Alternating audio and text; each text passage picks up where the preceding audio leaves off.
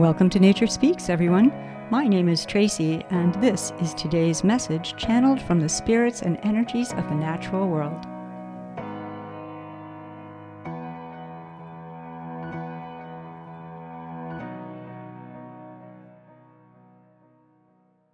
Hey everyone, welcome to Nature Speaks. My name is Tracy, and today the great spirit of Quinoa has stepped forward with an invitation of collaboration and what they would call as, kind of getting to go back into a more intimate relationship with each other as we have known ourselves in relation with this grain, this resource in the past.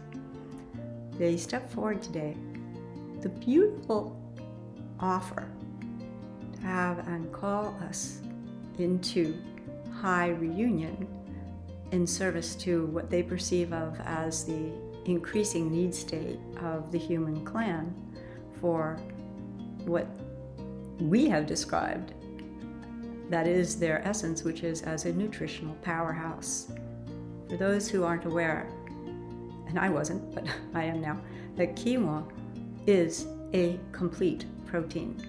So unlike a lot of other grains, the consumption of this has and meets all of the human body's needs for a complete protein. That's my aside.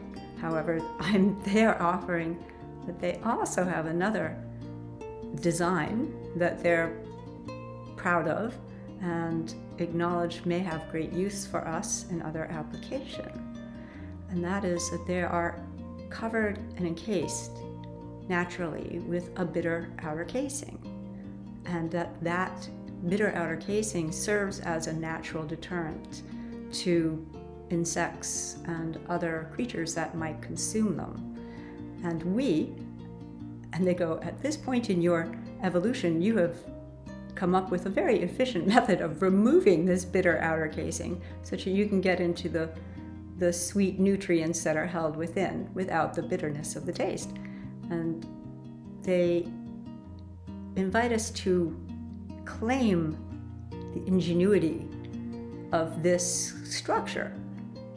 And those who have and study such things are scientists, to study carefully this design as that which may serve us greatly in perhaps other adaptations on other grains, to the pouring in of pesticides or the coating in pesticides which are toxic to us as we consume them, and to a lot of other life forms, all other life forms in truth, as they consume them. And as they said, what goes into the soil, what goes on us, goes into us. They further observe that some of us, I guess some members of the human collective, have been taking the quinoa and using it to feed our livestock, and they find this rather inefficient. They go, you're feeding our grain to another life form, which then after a long period of gestation you then seek to consume yourself, and in the process you're using up a lot of resources here that are limited because the earth plane is a limited environment, and also increasing the discharge of the gases and other aspects of consumption through these processes that have and are continuing to call forth greater and greater imbalance. So they are inviting us to claim the wisdom of perhaps going right to the source. And they offer, they can hear it now. Can you say, no, don't tell us we shouldn't be eating the flesh of other beings. They acknowledge that many humans have become quite used to and perceive themselves as somewhat dependent upon consumption of the physical flesh of another being for our nutrient requirements.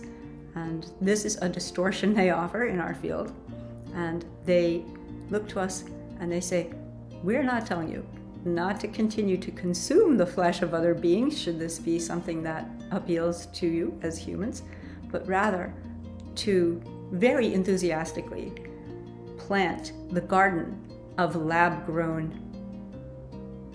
flesh of other beings, meat products. You will reduce and protect this environment and assist in the healing and reclamation, you will make available a lot more land mass for your other need states. And all in all, it's that which has and in truth may be required, such that any sustainable conditions may continue and perhaps even thrive. And they further look to us and invite us, as we're willing, not only to plant what they understand themselves as a very hardy and, strong grain, but to understand that even they have minimum requirements, which would be the adequate nutrients in the soil, such that they are then filled with the adequate nutrients as we would seek to consume them, and of course, adequate moisture and light.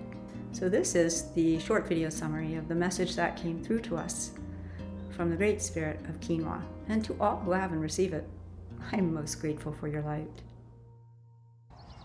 If you are drawn to consume more than this short video summary, access to the full channeling of today's update is available on the Gaia Translate podcast, streaming now on your favorite podcast platform, or listen for free at www.gaiatranslate.com.